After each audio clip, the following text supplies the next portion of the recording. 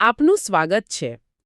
આજે આપણી પાસે ગૌરવની એટોમિક હેબિટ્સ પરની હાથથી બનાવેલી નોંધો છે અને આપણે એમાં ઊંડા ઉતરવાના છીએ.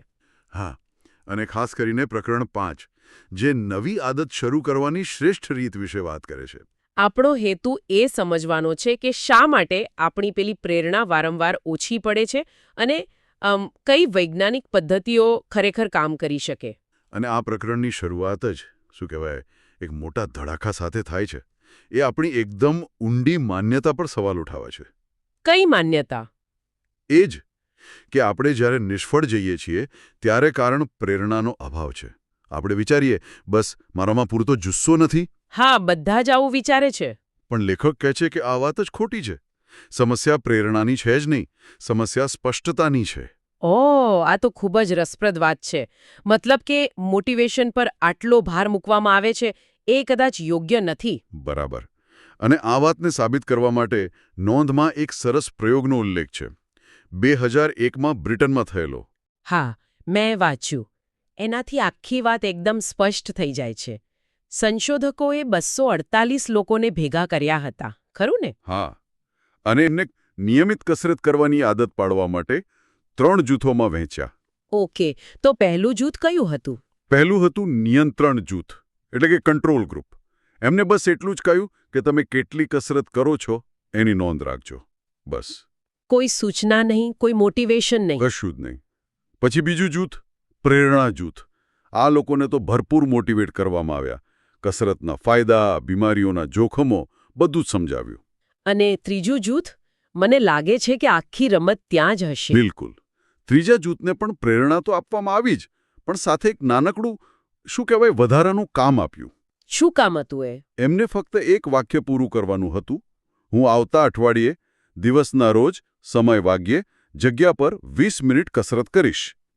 પોતાની યોજના જાતે લખવાની હતી. ઓકે, આ તો બહુ નાનો ફેરફાર લાગે છે. પણ પરિણામો શું આવ્યા એ જાણવા જેવું છે. અને અહીં જ આખો ખેર પડતાઈ જાય છે. પહેલું જૂથ એટલે કે કંટ્રોલ ગ્રુપ. એમના 38% લોકોએ અઠવાડિયામાં ઓછામાં ઓછી એકવાર કસરત કરી. ઠીક છે. બીજું જૂથ જેમને ભરપૂર પ્રેરણા આપી હતી એમના માત્ર 35% લોકોએ જ કસરત કરી. શું? આ તો ઓછું છે. મતલબ કે મોટિવેશન આપવાથી ફાયદાને બદલે નુકસાન થયું. આ તો માન્યામાં નથી આવતું. બરાબર. પ્રેરણાથી કોઈ જ ફરક ના પડ્યો. પણ હવે સાંભળો, ત્રીજું જૂથ. હા. જે લોકોએ ફક્ત એક વાક્યમાં પોતાની યોજના લખી હતી એ જૂથના 91% લોકોએ નિયમિત કસરત કરી. 91%. 91%? અરે વાહ! આ તો જબરદસ્ત તફાવત કહેવાય. બમણા કરતાં પણ વધારે. બરાબર. આનો અર્થ સ્પષ્ટ છે. સફળતાનો આધાર પ્રેરણા પર નથી, એક સ્પષ્ટ યોજના પર છે. પણ આવું કેમ? મતલબ ખાલી એક વાક્ય લખવાથી આટલો મોટો ફરક કેવી રીતે પડી શકે? એની પાછળનું કારણ શું? કારણ કે એ નિર્ણય લેવાની ક્ષણને દૂર કરે છે. આપણે મોટાભાગે ત્યારે હાર માની લઈએ છીએ જ્યારે આપણે વિચારવું પડે છે. જેમ કે મારે કસરત કરવી છે, પણ ક્યારે કરું? અત્યારે કે સાંજે? જીમમાં જાઉં કે પાર્કમાં? બરાબર. આ બધા પ્રશ્નો આપણી માનસિક શક્તિ વાપરી નાખે છે. પણ જ્યારે તમે પહેલેથી જ નક્કી કરી લીધું હોય કે હું બુધવારે સાંજે 6 વાગે પાર્કમાં 20 મિનિટ ચાલીશ, ત્યારે 6 વાગે તમારે વિચારવાનું નથી. ફક્ત એ કામ કરવાનું છે. હા, તમે નિર્ણય લેવાના ભારમાંથી મુક્ત થઈ જાઓ છો. તો આ ટેકનિકનું કોઈ ખાસ નામ છે? કારણ કે આ તો ખૂબ જ શક્તિશાળી લાગે છે. હા, મનોવિજ્ઞાનમાં આને ઇમ્પ્લિમેન્ટેશન ઇન્ટેન્શન કહે છે. નામ થોડું અઘરું છે. નામ અઘરું છે, પણ ફોર્મ્યુલા એકદમ સરળ છે, જે નોંધમાં પણ આપી છે. હું સમય વાગે જગ્યા પર વર્તન કરીશ. એટલે કે હું સવારે 7 વાગે મારા સ્ટડી રૂમમાં 15 મિનિટ ધ્યાન કરીશ. અથવા હું સાંજે 5:30 વાગે ઘરે પહોંચીને તરત જ રસોડામાં શાકભાજી કાપીશ. આ રીતે? એકદમ બરાબર. તમે એક અસ્પષ્ટ ઈચ્છાને નક્કર યોજનામાં ફેરવી રહ્યા છો. આ તમારા ભવિષ્યના તમે માટે એક સૂચના જેવું છે. એ સમયે વિચારવાનું જ નહીં. પણ શું આ હંમેશા કામ કરે છે? જેમ કે કોઈનું જીવન ખૂબ જ અસ્તવ્યસ્ત હોય, એમનું શું? ખૂબ સારો સવાલ છે. અને એનો જવાબ એ છે કે તમારે થોડું લવચીક રહેવું પડે. કદાચ તમારો સમય ઘડિયાળનો સમય ન હોય, પણ કોઈ ઘટના હોય. ઓહ, એટલે કે જેમ કે જ્યારે મારું બાળક બપોરે સૂઈ જાય ત્યારે તરત જ હું લિવિંગ રૂમમાં 10 મિનિટ સ્ટ્રેચિંગ કરીશ. અહીં સમય એ ઘડિયાળ નથી, પણ એક ઘટના છે. સમજાયો. મુખ્ય વાત એ છે કે નિર્ણય અગાઉથી લઈ લેવાનો. બરાબર. ઓકે, તો સમય અને સ્થળ નક્કી કરવું એ એક રીત થઈ. પણ મને પેલી બીજી વાર્તા યાદ આવે છે જે નોંધમાં હતી, ડિડરો નામના ફિલસૂફની. હા, ડેનિસ ડિડ્રોની વાર્તા. એ આદતોની સાંકળને સમજવા માટેનું આમ શ્રેષ્ઠ ઉદાહરણ છે. એમને કોઈએ એક લાલ ડ્રેસિંગ ગાઉન ભેટમાં આપ્યો હતો ને? હા, ડિડ્રો આખી જિંદગી લગભગ ગરીબીમાં જીવ્યા હતા અને પછી અચાનક એમને એક ખૂબ જ સુંદર, ભવ્ય લાલ ગાઉન મળ્યો. અને પછી શું થયું? એ ગાઉન એટલો ભવ્ય હતો કે ડિડ્રોને અચાનક પોતાના ઘરની બધી વસ્તુઓ, જૂની ખુરશી, સાદો ગાદલો, બધું એકદમ કદરૂપું અને બેકાર લાગવા માંડ્યું. ઓહો, આ તો આપણા બધા સાથે થાય છે. બરાબર. અને ધીમે ધીમે એ લાલ ગાઉનની અસર એમના પર થવા લાગી. પહેલા એમણે ગાઉનને મેચ કરવા નવી ખુરશી ખરીદી, પછી નવો ગાદલો. પછી નવા પેઇન્ટિંગ્સ, નવું ટેબલ, અને જોતામાં ફક્ત એક લાલ ગાઉનને કારણે એમણે આખું ઘર બદલી નાખ્યું અને દેવામાં ડૂબી ગયા. આ વર્તણૂકને ડિડ્રો ઇફેક્ટ કહેવાય છે, ખરું ને? એક નવી વસ્તુ બીજી અનેક વસ્તુઓને ખેંચી લાવે છે. હા, અને આનો આદતો સાથે સીધો સંબંધ છે. કોઈ પણ આદત એકલી નથી હોતી. એ હંમેશા એક સાંકળનો ભાગ હોય છે. જેમ કે સવારે ઉઠવું, પછી બ્રશ કરવું, પછી ચા બનાવવી. એક પછી એક. બરાબર. અને અહીં જ આપણી બીજી વ્યૂહરચના કામમાં આવે છે. આપણે આ ડિડ્રો ઇફેક્ટનો સારો ઉપયોગ કરી શકીએ છીએ. એટલે કે એક સારી આદત શરૂ કરીને બીજી સારી આદતોની સાંકળ બનાવવી. એકદમ સાચું. લેખક આને હેબિટ સ્ટેકિંગ કહે છે. વિચાર બહુ સરળ છે. નવી આદત માટે નવો સમય શોધવાને બદલે એને તમારી કોઈ જૂની અને મજબૂત આદત સાથે જોડી દો. આ તો બહુ સ્માર્ટ છે. આની ફોર્મ્યુલા પણ એટલી જ સરળ છે. વર્તમાન આદત પછી હું નવી આદત કરીશ. હા, તમે શૂન્યમાંથી શરૂ નથી કરી રહ્યા. જેમ કે હું સવારે મારી કોફી બનાવીશ અને કોફીનો પહેલો ઘૂંટ લેતા પહેલા હું 1 મિનિટ માટે મેડિટેશન કરીશ.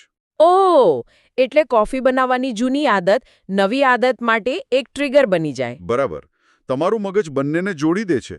કોફીનો કપ હાથમાં આવતા જ યાદ આવે, ઓહો, હવે મેડિટેશનનો સમય છે. મેં આનો જાતે પ્રયોગ કર્યો છે. હું રોજ રાત્રે ફોન જોતો જોતો સૂઈ જતી હતી. મેં નક્કી કર્યું કે જેવો હું બેડ પર ફોન ચાર્જિંગમાં મૂકીશ, તરત જ હું મારી બાજુમાં પડેલું પુસ્તક ઉઠાવીશ. અને કામ કર્યું? શરૂઆતમાં થોડું વિચિત્ર લાગ્યું, પણ એક અઠવાડિયામાં જ ફોન મૂકવાની ક્રિયા પુસ્તક વાંચવા માટે એકદમ કુદરતી સંકેત બની ગઈ. તે ખરેખર કામ કરે છે. આ એક ઉત્તમ ઉદાહરણ છે. પણ અહીં એક વાતનું ધ્યાન રાખવું ખૂબ જરૂરી છે. શું? સાચો ટ્રિગર પસંદ કરવો. તમારો ટ્રિગર ખૂબ જ ચોક્કસ હોવો જોઈએ. જેમ કે બપોરના ભોજન પછી હું પુસ્તક વાંચીશ. એ થોડું અસ્પષ્ટ છે. કેમ? બપોરનું ભોજન ક્યારે પૂરું થાય? પ્લેટ ધોયા પછી? ટીવી જોયા પછી? એમાં સ્પષ્ટતા નથી. તો વધુ સારું વાક્ય શું હોઈ શકે? વધુ સારું વાક્ય હશે, જેવી હું બપોરના ભોજનની મારી પ્લેટ સિંકમાં મૂકીશ, તરત જ હું ડાઇનિંગ ટેબલ પર પડેલું પુસ્તક ખોલીશ. જુઓ, આ કેટલું સ્પષ્ટ છે. પ્લેટ મૂકવાની ક્રિયા પૂરી થતાં જ નવી આદત શરૂ થાય. સમજાયું. કોઈ શંકાને સ્થાન જ નથી. અને ટ્રિગર એવો હોવો જોઈએ જે રોજ થતો હોય. જો આદત રોજની પાડવી હોય તો? એકદમ સાચી વાત. તમારી નવી આદતની ફ્રીક્વન્સી સાથે મેળ ખાવો જોઈએ. તો ચાલો આ બધી માહિતીને એક સાથે લાવીએ. જો હું આ પ્રકરણનો સારાંશ આપું તો એ છે કે નવી આદત શરૂ કરવા માટે સૌથી મહત્વની વસ્તુ સ્પષ્ટતા છે, પ્રેરણા નહીં. બરાબર. અને એ સ્પષ્ટતા લાવવા માટે આપણી પાસે 2 મુખ્ય સાધનો છે. ચાલો તે 2 ફોર્મ્યુલાને ફરી યાદ કરી લઈએ. હા. પહેલી છે ઇમ્પ્લિમેન્ટેશન ઇન્ટેન્શન. હું સમય વાગ્યે જગ્યા પર વર્તન કરીશ. જે તમારી આદતને સમય અને સ્થળ સાથે બાંધી દે છે. અને બીજી છે હેબિટ સ્ટેકિંગ. વર્તમાન આદત પછી હું નવી આદત કરીશ. જે તમારી નવી આદતને કોઈ જૂની આદતની પીઠ પર સવાર કરી દેશે. અને મને લાગે છે કે આ બંનેને જોડી પણ શકાય, ખરું ને? ચોક્કસ. એ તો સૌથી શક્તિશાળી રીત છે. તમે કહી શકો, હું સાંજે 7 વાગ્યે મારું રાત્રિભોજન પૂરું કર્યા પછી તરત જ મારા સ્ટડી રૂમમાં 10 મિનિટ માટે સ્પેનિશ ભાષા શીખીશ. આ તો એકદમ ફૂલ પ્રૂફ પ્લાન જેવું લાગે છે. હા, કારણ કે એમાં કશું જ વિચારવાનું નથી. બધું જ પહેલેથી નક્કી છે.